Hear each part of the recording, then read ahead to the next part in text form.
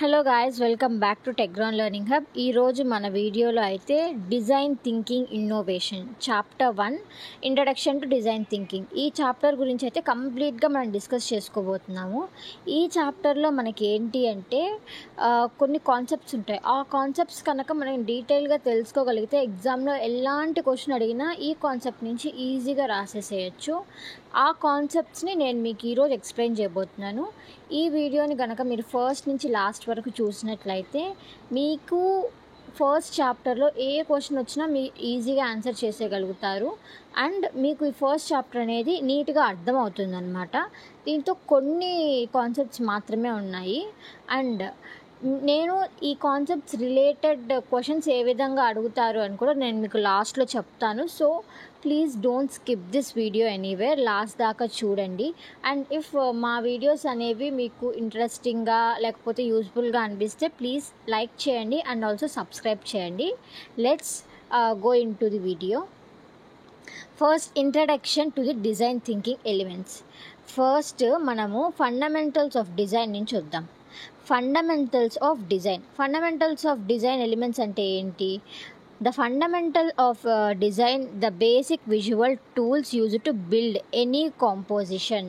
These include ఏమేమి include అంటే dot, line, shape, form, colour, texture, ఇవన్నీ ఇందులో భాగం అన్నమాట. ఇప్పుడు ఒక సింగిల్ యూనిట్ గురించి మనం నీట్గా ఎక్స్ప్లెయిన్ చేసుకుందాం. Dot is the small unit of design. A single point can act as a focal point and convey the attention. ఇప్పుడు డాట్ అంటే ఏంటి? డాట్ అంటే ఒక స్మాల్ యూనిట్ ఆఫ్ డిజైన్, ఒక చిన్న యూనిట్ ఆఫ్ డిజైన్ అనమాట. అండ్ ఆ సింగిల్ పాయింట్ అనేది ఫోకల్ పాయింట్ లాగా యూజర్కి ఒక అటెన్షన్ అనేది కన్వే చేస్తుంది అనమాట. డాట్ అనేది చాలా ఇంపార్టెంట్. అండ్ ఎగ్జాంపుల్ చూడండి, ఒకవేళ గూగుల్ మ్యాప్ ఇంటర్ఫేస్ మనం తీసుకున్నట్లయితే స్టార్టింగ్ పిన్ పాయింట్ లొకేషన్ దేంతో ఇండికేట్ చేస్తుంది? డాట్తోనే ఇండికేట్ చేస్తుంది. అలాగా యూజర్స్ని ఎగ్జాక్ట్ పొజిషన్లో అది అటెన్షన్ని గ్రాబ్ చేస్తుంది. ఇది డాట్ యొక్క importance. And line. A line is a continuous mark that can express direction, rhythm or other emotion.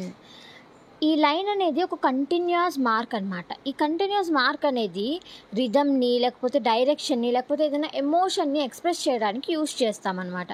ఒకవేళ ఫర్ ఎగ్జాంపుల్ మనము చాలా ఫ్యాషన్ షోస్లో చూసుంటాం అనమాట. చాలా ఫ్యాషన్ షోస్లో ఏమి చూస్తాము? వర్టికల్ లైన్స్ ఉండే డ్రెస్సెస్ వేసుకుంటారు. వర్టికల్ లైన్స్ ఉండే డ్రెస్సెస్ వేసుకోవడం వల్ల ఆ పర్సన్ టాల్గా అపియర్ అయినట్లు అలాగా మనం చూస్తాం. అలాగా కొన్ని ఎమోషన్స్ కానీ రిథమ్ కానీ ఏదైనా ఎక్స్ప్రెస్ చేయాలి అంటే మనకి లైన్ యూజ్ అవుతుంది అనమాట.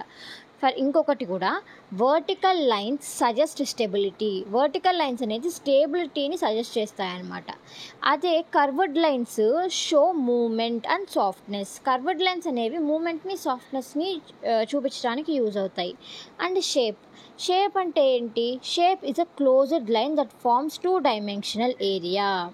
షేప్ అనేది ఒక క్లోజ్డ్ లైన్, అది 2 డైమెన్షనల్ ఏరియాని ఫామ్ చేస్తుంది. షేప్స్ అనేవి మళ్ళీ 2 టైప్స్లో డివైడ్ అయ్యాయి. ఒకటి వచ్చేసి జియోమెట్రిక్, ఇంకొకటి వచ్చేసి ఆర్గానిక్.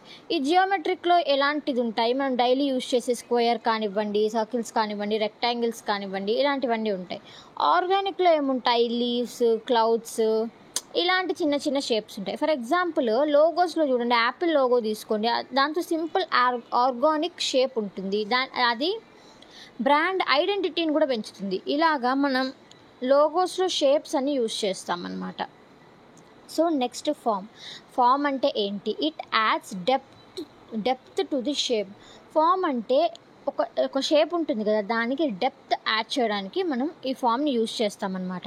ఫర్ ఎగ్జాంపుల్ ఇప్పుడు ఒక 2 డైమెన్షనల్ స్క్వేర్ ఉంది, దాన్ని 3 డైమెన్షనల్లోకి చేయాలనుకోండి, అప్పుడు మనము ఫామ్ని యూజ్ చేస్తాము. చూడండి, making it 3 dimensional as seen in objects like cubes and spheres. దీనికి ఒక చిన్న ఎగ్జాంపుల్ చూసుకున్నట్లయితే, product packing design often uses cylindrical or cube forms to attract attention and user practicality.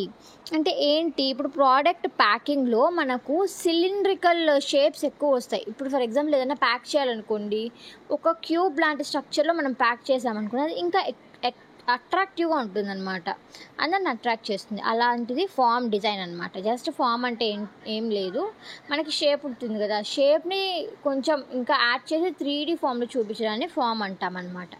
Next colour, texture, space. ఈ మూడు మీరు కావాలంటే separate ఎలిమెంట్స్గా పెట్టేసుకోవచ్చు, ఒకటే ఎలిమెంట్లో కూడా రాసేసుకోవచ్చు. సో ఇప్పుడు కలర్ అంటే ఏంటి, టెక్స్చర్ అంటే ఏంటి, స్పేస్ అంటే ఏంటి మనం మాట్లాడుకుందాము. ఈ మూడు వచ్చేసి చాలా ఇంపార్టెంట్ అనమాట. ఈ మూడు elements that influence how design communicates. ఈ మూడు ఎలిమెంట్స్ ఏం చేస్తుంది, ఒక డిజైన్ ఎట్లా కమ్యూనికేట్ చేయాలి అని చెప్పి చెప్తుందనమాట. In interior design, warm colours like orange and orange add comfort and textures like wood create a cosy feeling. అంటే లైక్ ఏంటి, ఇప్పుడు కలర్ అనేది మనకి పీస్ఫుల్నెస్ని ఇవ్వాలన్నా లేకపోతే యాంగ్రీని ఇవ్వాలన్నా అదే కలరే డిసైడ్ చేస్తుంది అనమాట. టెక్స్చర్ అనేది మనం ఎక్కడ యూజ్ చేస్తాము, మెయిన్లీ క్లాతింగ్ ఇండస్ట్రీలో టెక్స్చర్ ఇలా ఉండాలి, అలా ఉండాలి, దీనికి ఈ డిజైన్ టెక్స్చర్ ఉండాలి, ఆ ప్యాటర్న్ ఉంటే బాగుంటుంది, అలాగే యూజ్ చేస్తాం. స్పేసెస్కి నేను మీకు సింపుల్ ఎగ్జాంపుల్ చెప్తాను చూడండి. ఇప్పుడు మనం గూగుల్కి వెళ్ళి ఏదైనా వెతకాలనుకోండి, అక్కడ చాలా స్పేస్ ఉంటుంది. ఎందుకు, ఆ సర్చ్ బార్ని హైలైట్ చేయడానికి మనకు చాలా వైట్ స్పేస్ అనేది ఇస్తారనమాట. అలాంటి టైంలో మనకు స్పేసింగ్ అంటే మనకు స్పేస్ ఎక్కడ ఇవ్వాలి, ఎక్కడ ఇవ్వకూడదు అని తెలిసి ఉండాలి. ఇవన్నీ తెలుసుంటేనే మనము ఒక డిజైన్ని తయారు చేయగలుగుతాం అన్నమాట. చూడండి, together all these element contribute to the composite by farming the visual structure. ఇదంతా కలిస్తేనే ఒక విజువల్ స్ట్రక్చర్ని ఫామ్ చేయగలుగుతుంది. ఒకవేళ ఇక్కడ కూడా అన్నిటికీ కలిపి ఒక ఎగ్జాంపుల్ ఇచ్చారు. ఆ website layout uses lines to separate sections, shape to form buttons and the colours to highlight all call to action areas. అంటే లైక్ అన్నీ యూజ్ చేసే మనం వెబ్సైట్స్ అనేది బిల్డ్ చేస్తామన్నమాట. ఒక లైన్ని కానీ, డాట్ని కానీ, షేప్ని కానీ, కలర్, టెక్స్చర్, స్పేస్ ఇవన్నీ యూజ్ చేసి టుగెదర్గా ఒక వెబ్సైట్ని ఫామ్ చేస్తాం కదా. కాబట్టి website is an example of combining all the basic elements of design thinking elements. Okay, దీంతో మన ఫస్ట్ సెక్షన్ అయితే అయిపోయింది. దీనిపైన కూడా కొన్ని క్వశ్చన్స్ ఇచ్చే ఛాన్సెస్ ఉంటుంది. Next, principles of design. Principles of design అంటే ఏంటి, ఇప్పుడు మనము ఏం నేర్చుకున్నాము, మనం ఫండమెంటల్ ఎలిమెంట్స్ ఆఫ్ డిజైన్ అయితే నేర్చుకున్నాము. ఫండమెంటల్ ఎలిమెంట్స్ని ఎలా యూజ్ చేయాలి అని చెప్పేదే ప్రిన్సిపల్స్ ఆఫ్ డిజైన్ అనమాట. ఒకసారి క్లియర్ డెఫినేషన్ చూద్దాము. వైల్ ఎలిమెంట్స్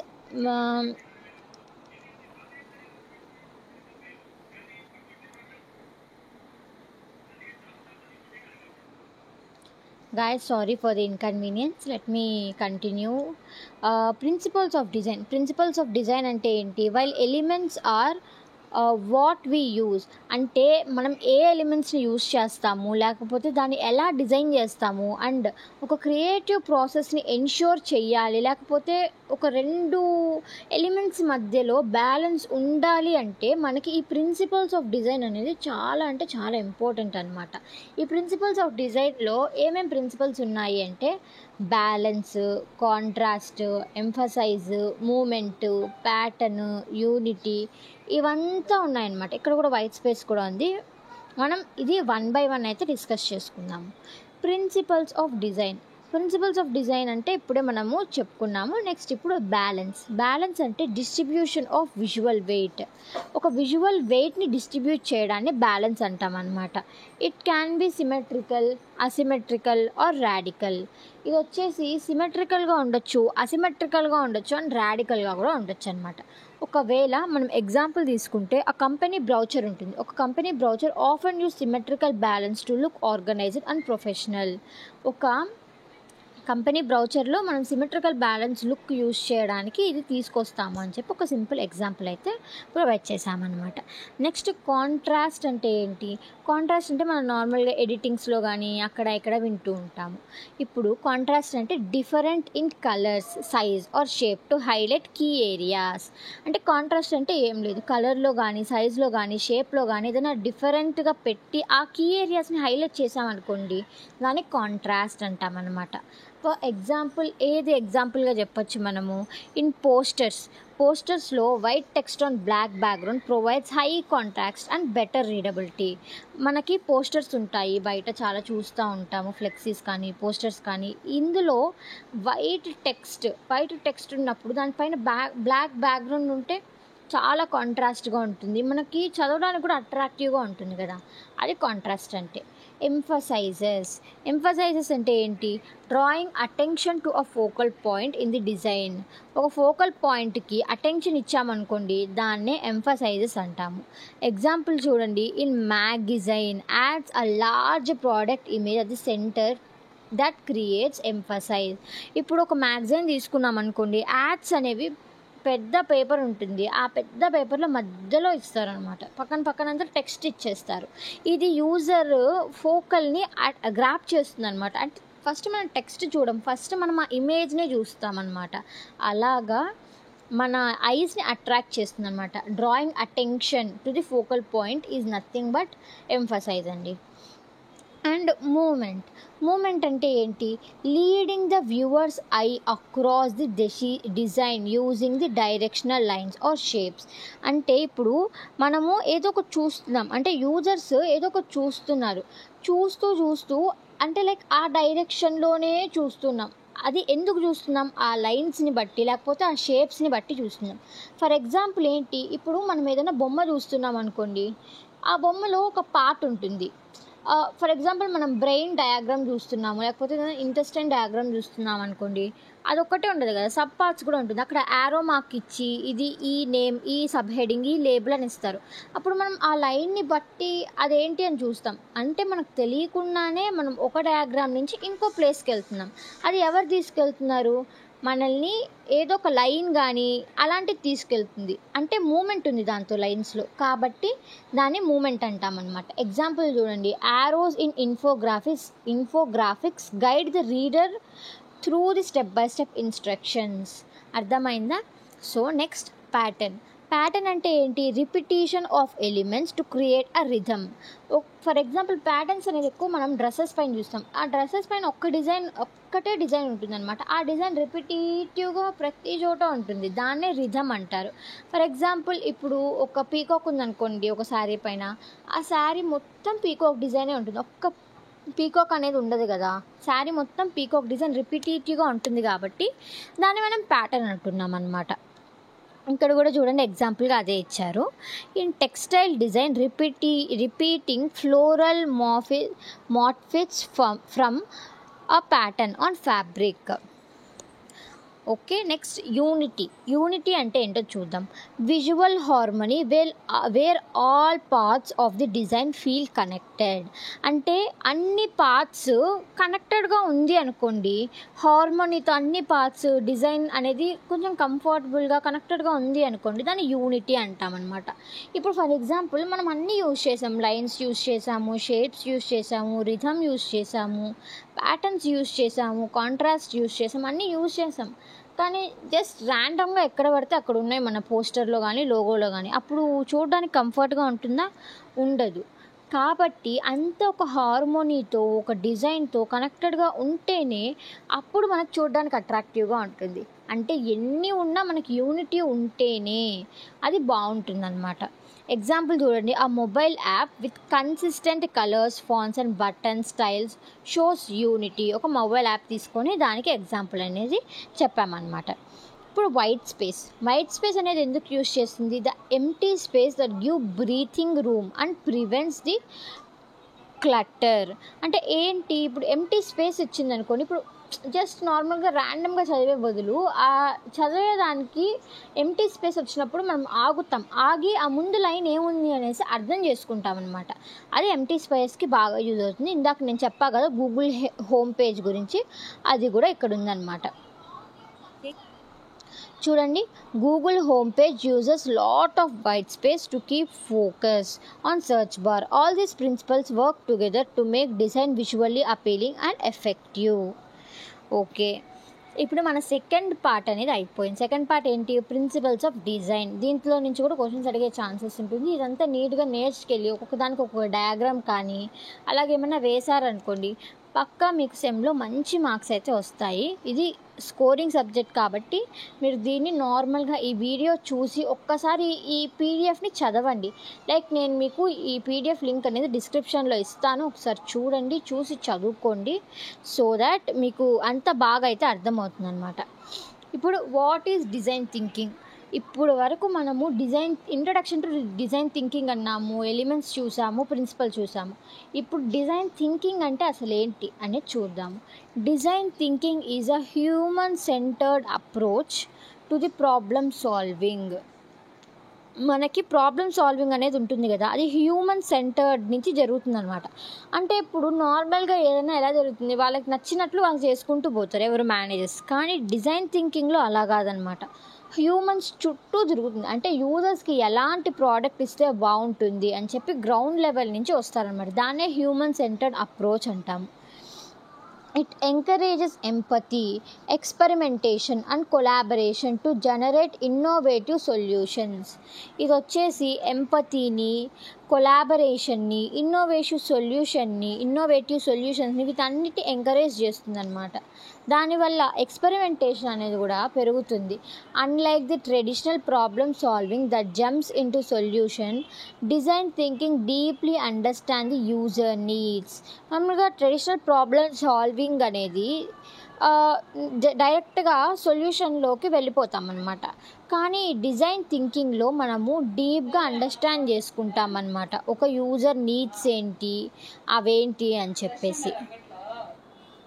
మనము దీనికి ఒక ఎగ్జాంపుల్ చూసుకున్నట్లయితే హెల్త్ కేర్ ఇండస్ట్రీ ఉంటుంది కదండి.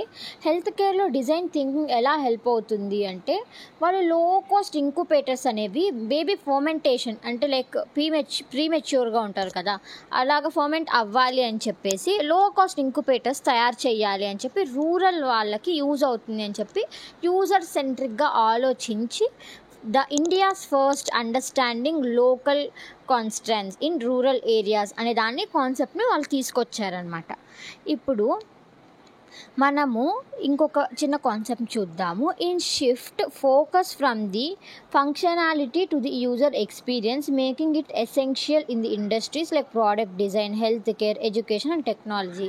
ఇది ఓన్లీ హెల్త్ కేర్లో కాదండి, ప్రోడక్ట్ డిజైన్ చేయాలన్నా, హెల్త్ కేర్లో అన్నా, ఎడ్యుకేషన్లో అన్నా, టెక్నాలజీలో అన్నా చాలా బాగా యూజ్ అవుతుంది. సో ఇప్పుడు మనం stages of design thinking process ఇక్కడ నుంచి మళ్ళీ కంటిన్యూ చేసుకుందాం. ఇప్పుడు stages of design thinking process అంటే ఏంటి?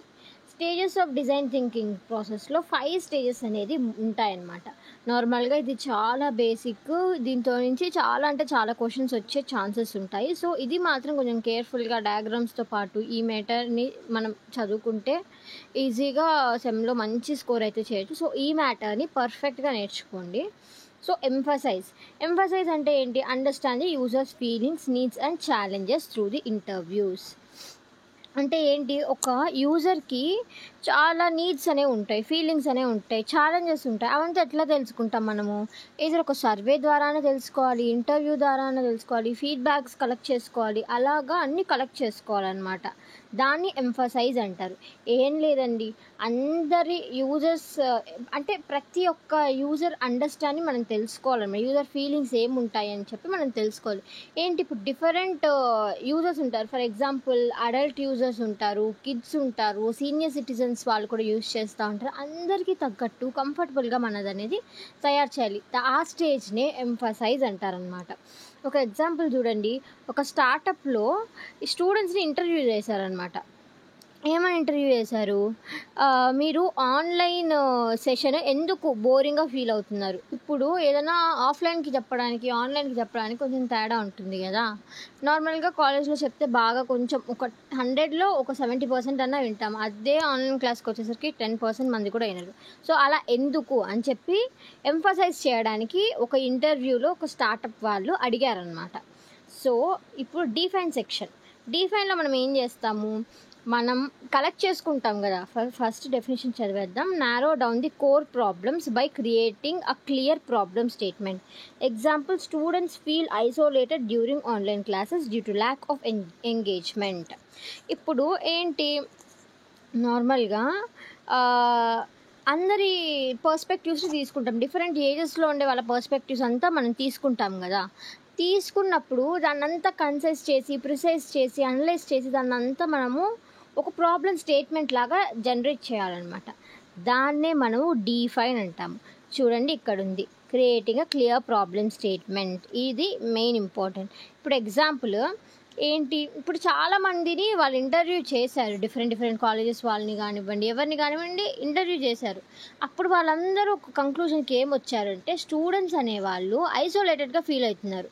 ఎందుకు ఒకటే చోట కూర్చోవాలి, లైక్ రెస్పాన్స్ ఇవ్వడానికి ఛాన్స్ ఉండదు, అంటే టీచర్కి స్టూడెంట్కి ఇంటరాక్షన్ తక్కువ ఉంటుంది, ల్యాక్ ఆఫ్ ఎంగేజ్మెంట్, అది వాళ్ళు ప్రాబ్లమ్ స్టేట్మెంట్గా బిల్డ్ చేసుకున్నారనమాట. ఇప్పుడు ఐడియేట్ అంటే ఏంటి? brainstorm creative ideas without judgment using techniques like scramper, mind mapping or crazy eights. అంటే ఏంటి, ఇప్పుడు మనకి ప్రాబ్లమ్ స్టేట్మెంట్ అనేది తెలిసింది. ప్రాబ్లమ్ స్టేట్మెంట్ తెలిసిన తర్వాత మనం ఏం చేయాలి? ఇప్పుడు ఐడియేట్ చేయాలి. ఐడియేట్ అంటే ఆ ప్రాబ్లమ్ స్టేట్మెంట్కి పర్ఫెక్ట్గా మనకి ఏ ప్లాట్ఫామ్ సరిపోతుంది అని చెప్పి అనలైజ్ చేయాలో వద్దా? దానికి స్క్రాంపర్ కానివ్వండి, మైండ్ మ్యాపింగ్ టెక్నిక్స్ కానివ్వండి, లేకపోతే క్రేజీ ఎయిట్స్ అనేసి కొన్ని టెక్నిక్స్ ఉంటాయి, అది కానివ్వండి, ఇట్లాంటివంతా మనము గ్యాదర్ చేసుకొని అందరినీ చుట్టూ గ్రూప్ డిస్కషన్స్ని పెట్టుకొని మైండ్ మ్యాపింగ్ చేసుకొని ఇలాంటివన్నీ చేసుకొని మనము ఒక ఐడియా అనేది బయటకు తీసుకురావాలన్నమాట. ఇప్పుడు ఫర్ ఎగ్జాంపుల్ ఒక టీం ఉంటుంది, ఆ టీంలో వాళ్ళు ఏం సజెస్ట్ చేశారు? మనం లైవ్ పోల్స్ పెడదాము, వర్చువల్ హ్యాండ్ రైజెస్ పెడదాము, గ్రూప్ చాట్స్ పెడదాము, దీనివల్ల కొంచెం ఇంటరాక్షన్స్ వస్తాయి కదా అని చెప్పి వాళ్ళ ఐడియా అనమాట. అదే ఆన్లైన్ క్లాస్కి తగ్గట్టు. ఇప్పుడు ప్రోటోటైప్ అంటే ఏంటి? ఒక సింపుల్గా, అంటే కంప్లీట్ అప్లికేషన్ కాదు, ఒక సింపుల్ అప్లికేషన్ అనేది మనం బిల్డ్ చేయాలన్నమాట.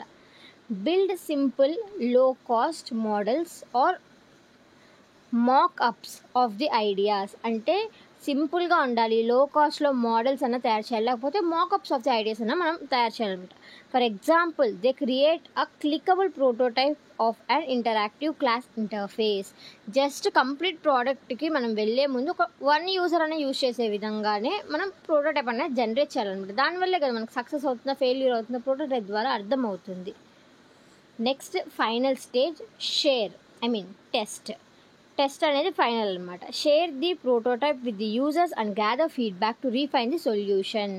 ఇప్పుడు టెస్ట్ అంటే ఏంటి? ఇప్పుడు మనం చూసాం బాగానే ఉంటుంది అనుకుంటాము, పక్కన వాళ్ళకి ఇక్కడ ఈ డ్రాబ్యాక్ ఉంది అనేసి మనం వాళ్ళకి చెప్పాలన్నమాట, వాళ్ళు మనకు చెప్తారనమాట వాళ్ళ పర్స్పెక్టివ్ బట్టి. అంటే ఇప్పుడు మనము ఆ టెస్ట్ అనేది ఎలా చేయాలి? డిఫరెంట్ ఏజ్ వాళ్ళకి ఆల్ఫా టెస్టింగ్ అని, బీటా టెస్టింగ్ అని ఇలాంటి టెస్టింగ్స్ ఉంటాయి కదా, ఇలాగా మనము టెస్ట్ చేయించాలి. అప్పుడు మనకి ఏం తెలుస్తుంది? ఏం డ్రాబ్యాక్స్ ఉన్నాయి అవన్నీ అర్థమవుతుంది అనమాట. అవన్నీ అర్థమైన తర్వాత మనము ఆ సొల్యూషన్ ఇంకా రీఫైన్ చేయొచ్చు, ఇంకా ఏమైనా యాడ్ చేయాలా, ఏ సెక్షన్స్ అయినా తీసేయాలా, అలాగా. ఎగ్జాంపుల్ చూడండి, after testing they improve features based on the feedback, relaunch with the better results. అంటే ఏంటి? ఆఫ్టర్ టెస్టింగ్ ఫీచర్స్ ఇంప్రూవ్ చేశారు, ఫీడ్బ్యాక్ పెట్టారు, మళ్ళీ రీలాంచ్ చేశారు ఇంకా బెటర్ రిజల్ట్స్తో అనమాట. ఇప్పుడు ఈ 5 స్టేజెస్ని మనం డిస్కస్ చేసుకున్నామా? ఈ 5 స్టేజెస్ అనేది నాన్ లీనియర్ అండి. నాన్ లీనియర్ అంటే ఇట్లానే వెళ్ళాలి, అంటే emphasise, define, ideate, prototype, test ఇలానే వెళ్ళాలి అని ఏం లేదు. టెస్ట్ తర్వాత మళ్ళీ మనకు డ్రాబ్యాక్ రావచ్చు, మళ్ళీ ప్రాబ్లమ్ స్టేట్మెంట్ని ఎన్హాన్స్ చేసుకోవచ్చు, మళ్ళీ అన్ని స్టెప్స్ ఫాలో అవ్వచ్చు. ప్రోటోటైప్లోనే ఏదన్నా మెస్సీ అవ్వచ్చు, మళ్ళీ ఎంఫసైజ్ స్టేజ్కి వెళ్ళి మళ్ళీ అందరిది కలెక్ట్ చేసుకోవచ్చు. అలాగా మనకి ఒక స్ట్రైట్ సీక్వెన్షియల్ స్ట్రక్చర్ కాదు ఇది సర్కులర్ స్ట్రక్చర్ కూడా అనలేము. ఎందుకు అంటే ఏ స్టేజ్ నుంచి ఏ స్టేజ్ కన్నా మనం జంప్ అయిపోవచ్చు అనమాట, అలాంటిది ఇది. సో ఇప్పుడు ఇక్కడ నుంచి చూడండి, నేను చెప్పిన point, these are the non linear meaning terms can loop and forth as needed, better insights and solutions. ఇది దీని మీనింగ్ అనమాట. ఇప్పుడు అనదర్ మోస్ట్ ఇంపార్టెంట్ టాపిక్ ఏంటి? History of design thinking and impact of new materials. History of design thinking ఏంటి? నార్మల్గా మనకి history ఏముంది, ఇదే మన లాస్ట్ కాన్సెప్ట్ అనమాట. మన హిస్టరీ ఏముందో తెలుసుకుంటే మన first chapter introduction to design thinking అయితే అయిపోతుంది. ఇప్పుడు మనకి హిస్టరీ ఆఫ్ డిజైన్ థింకింగ్లో ఫస్ట్ స్టేజ్ ఏంటి? బిఫోర్ 90s, అంటే 1900s కంటే కొంచెం ముందు టైం పీరియడ్లో ఏం జరిగింది? In olden days people designed things mostly by experience or tradition. They was no fixed process. అంటే ఓల్డెన్ డేస్లో పీపుల్ అనేవాళ్ళు చాలా డిజైన్ చేస్తూ ఉన్నారు, ఎక్స్పీరియన్స్ చేస్తూ ఉన్నారు, ట్రెడిషన్ వైజ్గా కానీ నార్మల్గా కానీ చేస్తూ ఉన్నారు. కానీ వాళ్ళకి ఫిక్స్డ్ ప్రాసెస్ అనేది లేదు. ఫర్ ఎగ్జాంపుల్ ఇప్పుడు carpenter wanted to build a chair అనమాట. ఒక carpenter I'm sorry for the disturbance అండి. Let us continue. ఏంటి ఇప్పుడు ఒక కార్పెంటర్ ఉన్నారండి. ఒక కార్పెంటర్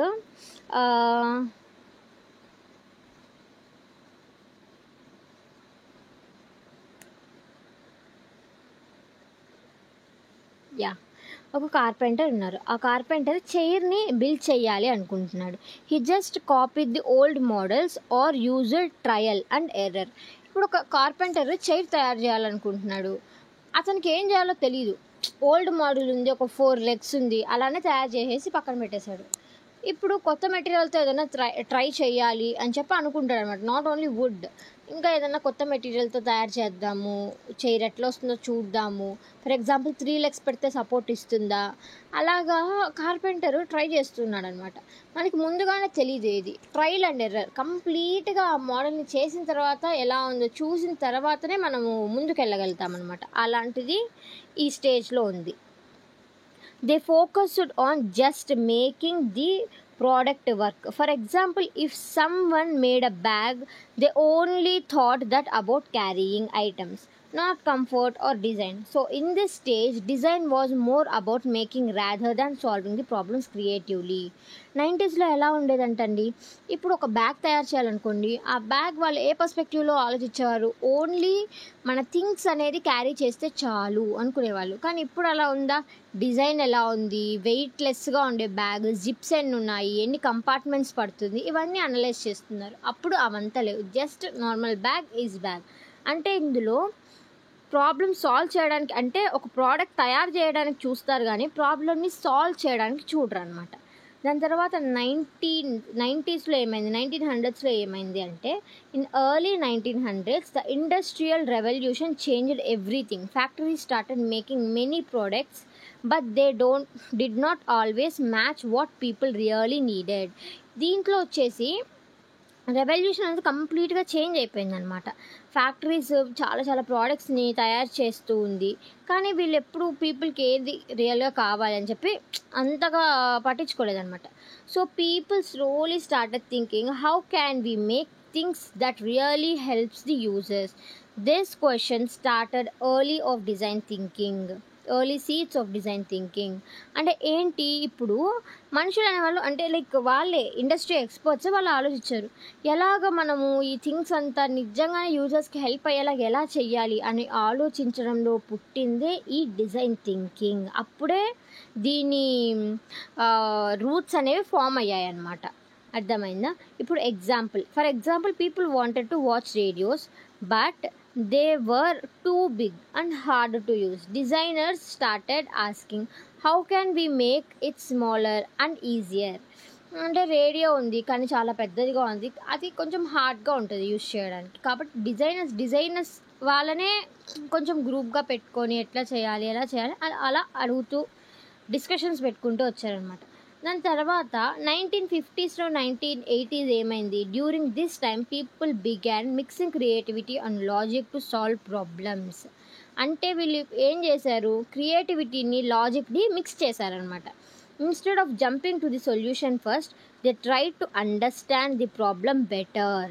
అంటే ఫస్టే సొల్యూషన్లోకి వెళ్ళిపోయే ముందు ఫస్ట్ మనం ప్రాబ్లమ్ని అండర్స్టాండ్ చేసుకుందాం ఇంకా బాగా అని చెప్పి అనుకునేవాళ్ళు అనమాట. For example, if someone wanted to make a new school bench, they now asked students, what is uncomfortable before designing. అంటే ఒక స్కూల్ బెంచ్ తయారు చేయాలి అనుకున్నాం అనుకోండి, వాళ్ళని ఏది అన్కంఫర్టబుల్ అని చెప్పి అడిగేవాళ్ళు అనమాట. ఏది అన్కంఫర్టబుల్ అడిగితే ఆ డిజైన్స్ అన్నీ మనం చేయం. ఇప్పుడు అనుకోవడానికి లేదనుకోండి, లైక్ చేయడానికి లేదనుకోండి, అప్పుడు ఏంటి మనకు అది అన్కంఫర్టబుల్గా ఉంటుంది, కాబట్టి అది షేర్ చేయాలి. అలాగా ఒక డస్క్ లేకపోతే మాకు కొంచెం అన్కంఫర్టబుల్గా ఉంటుంది, అలాంటివన్నీ మనం షేర్ చేయాలన్నమాట. దాన్ని బట్టి వాళ్ళు ఒక ప్రోడక్ట్ అనేది డిజైన్ చేస్తారు. Next Before designing, this is when the idea of thinking like a designer to solve problems became more popular. ఈ స్టేజ్లోనే ఐడియా ఆఫ్ థింకింగ్ అనేది పాపులర్ అయ్యిందనమాట. People started using simple models and testing before finalising the product. అంటే people ఇప్పుడే start చేశారనమాట models build చేయడం, అంటే testing ముందే మోడల్స్ని బిల్డ్ చేసి ఫైనలైజ్ చేయడం, ఇలాంటివి ఈ 1950s నుంచి 1980sలోనే స్టార్ట్ చేశారనమాట.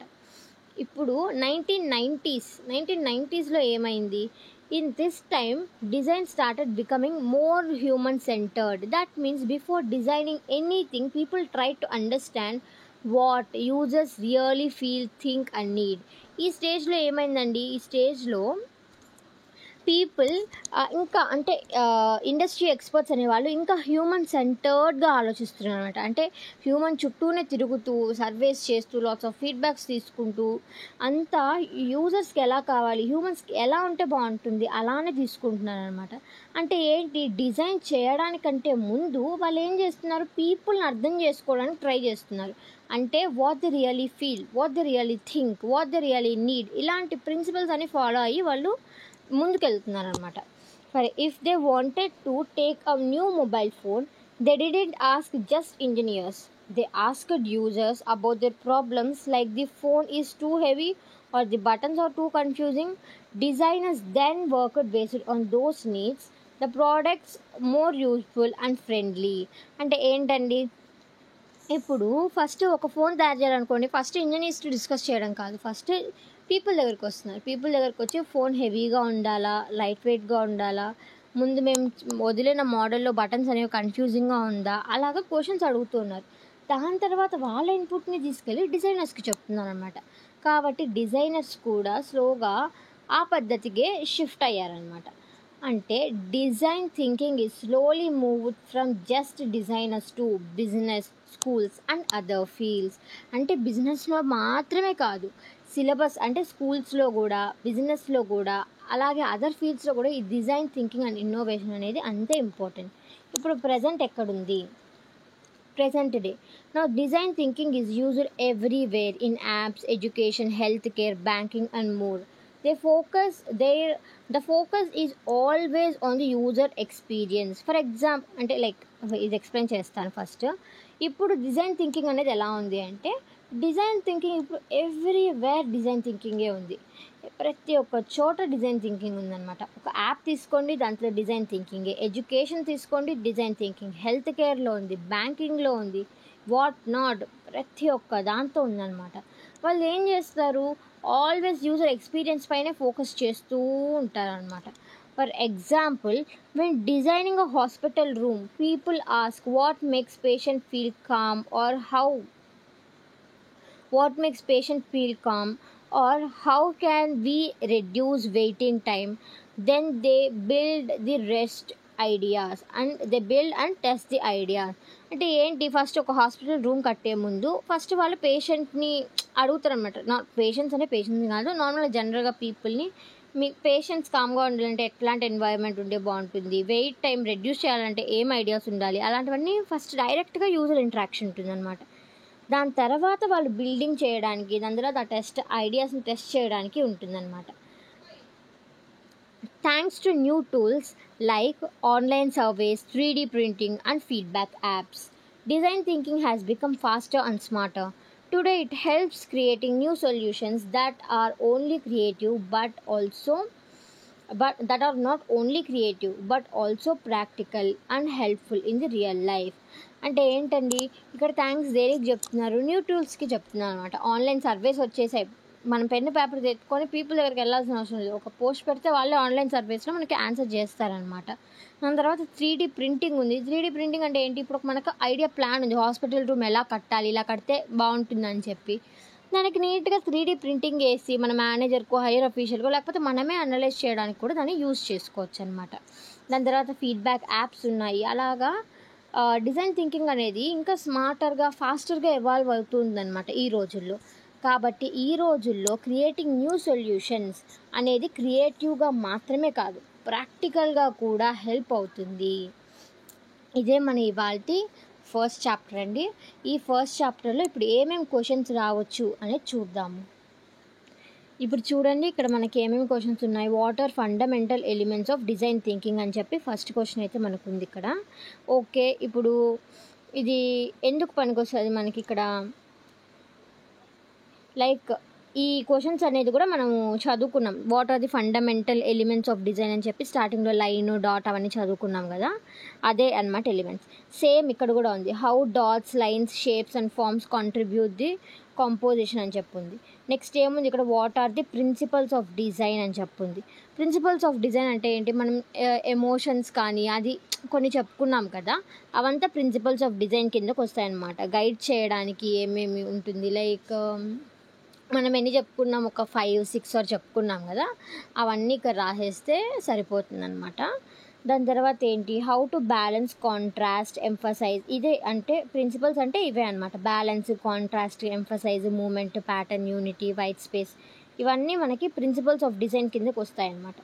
ఇప్పుడు వీటిని ఎలా బ్యాలెన్స్ చేయాలి అని చెప్పి రాయాలి. ఇప్పుడు అన్నీ రాసేసి బ్యాలెన్స్ ఎలా చేయాలి, యూనిటీ ఉంటే బ్యాలెన్స్ అవుతుంది కదా, దాని గురించి రాయాలన్నమాట. ఫస్ట్ దీని డెఫినేషన్స్ అన్నీ రాసేసి యూనిటీ గురించి రాసి, యూనిటీ ఉంటే బ్యాలెన్స్ చేయొచ్చు అని రాసేస్తాం అనమాట. ఇప్పుడు ఏంటి, what is design thinking and how does it approach in problem solving, ఇది మనం డిస్కస్ చేసుకున్నాం. 5 స్టేజెస్ ఆఫ్ డిజైన్ థింకింగ్ అనేది మనం డిస్కస్ చేసుకున్నాం కదా. Same emphasise, define, prototype, test, something ఇలా 5 మనం అయితే డిస్కస్ చేసుకున్నాం కదా. సో అవన్నీ కూడా రాసేసేయాలన్నమాట. What are the stages of design thinking process, same అదే 5 రాయాలి. Emphasise, design, emphasise, define, prototype, design and testing. దాని తర్వాత explain about history of design thinking, ఇది మనం లాస్ట్ అయితే డిస్కస్ చేసుకున్నాం కదా. ఈ క్వశ్చన్ హిస్టరీ ఎట్లా ఉంటుంది, ఫస్ట్ నుంచి ఎలా వచ్చింది అని చెప్పి అది రాయాలన్నమాట.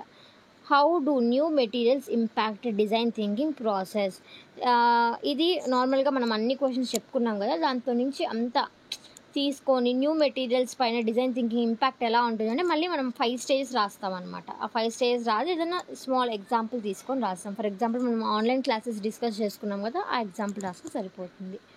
How do the elements and principles of design thinking design relates to design thinking. Elements and principles అంటే ఏంటి, లైన్ డాట్ వస్తుంది అండ్ ఎమోషన్స్, కాంట్రాస్ట్ ఇవన్నీ కూడా వస్తాయి. ఎలిమెంట్స్, ప్రిన్సిపల్స్ ఈ 2 డిజైన్ థింకింగ్కి ఎలా రిలేట్ అవుతుంది అని చెప్పి అడిగారు అనమాట.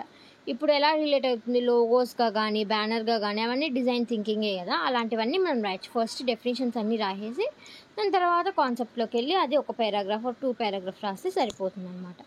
How does design thinking facilitate innovation in innovation industry, design thinking అనేది ఇన్నోవేషన్ ఇండస్ట్రీకి ఎలా హెల్ప్ అవుతుంది అని చెప్పి అడిగారు. మళ్ళీ సేమ్ 5 స్టేజెసే రాసేసి కొంచెం కాన్సెప్ట్ రాయాలి, ఎట్లాగా హెల్ప్ అవుతుంది. ఇవన్నీ ఉంటే మనకు బిజినెస్ గ్రో అవ్వడం కానీ అలాంటివన్నీ జరుగుతాయి కదా, అలాంటివన్నీ రాసి మళ్ళీ ఒక ఎగ్జాంపుల్ రాయండి. సార్ హాస్పిటల్ ఎగ్జాంపుల్ తీసుకోండి, అది ఎక్స్ప్లెయిన్ చేస్తూ రాయండి. సో ఇవే టాప్ 10 క్వశ్చన్స్ అనమాట. ఇవన్నీ కనుక మనం నేర్చుకున్నట్లయితే మన కాన్సెప్ట్ నుంచి ఇవన్నీ క్వశ్చన్స్ అయితే వచ్చాయి. సో కాన్సెప్ట్ బాగా చదువుకోండి, దానికి ఒక 2-3 డయాగ్రామ్స్ ఉంటాయి, అవన్నీ నీట్గా నేర్చుకోండి. సెమ్కి వెళ్ళారంటే హ్యాపీగా మీకు ఖచ్చితంగా ఈ చాప్టర్లో ఆల్మోస్ట్ అవుట్ ఆఫ్ వచ్చే స్కోర్ ఉంటుంది. మీరు కంప్లీట్గా నా వీడియో ఏదైతే నేను పెట్టానో అదంతా ఫస్ట్ లాస్ట్ స్కిప్ చేయకుండా చూసుంటే మీకు కాన్సెప్ట్ అనేది క్లియర్గా అర్థమైపోయి ఉంటుంది. మీరు ఇంకొకసారి రివిజన్ చేయకుండా కూడా వెళ్ళి రాసేసేయచ్చు. అలాంటి నీట్గా ఎగ్జాంపుల్స్తో మనమైతే ఎక్స్ప్లెయిన్ చేసామన్నమాట. ఇన్ కేస్ మీకు ఈ వీడియో నచ్చినట్లయితే లైక్ చేయండి. మీ లైక్ వల్ల మిగతా చాలామందికి ఈ వీడియో అయితే రీచ్ అవుతుంది, వాళ్ళకు కూడా హెల్ప్ఫుల్ అవుతుంది. అండ్ సబ్స్క్రైబ్ చేయండి, మాకు కూడా ఇలాంటి వీడియోస్ ఎన్నో చేయడానికి మంచి మోటివేషన్ ఉంటుంది. Please hit on the subscribe button. So see you in the videos soon అండి. Bye bye.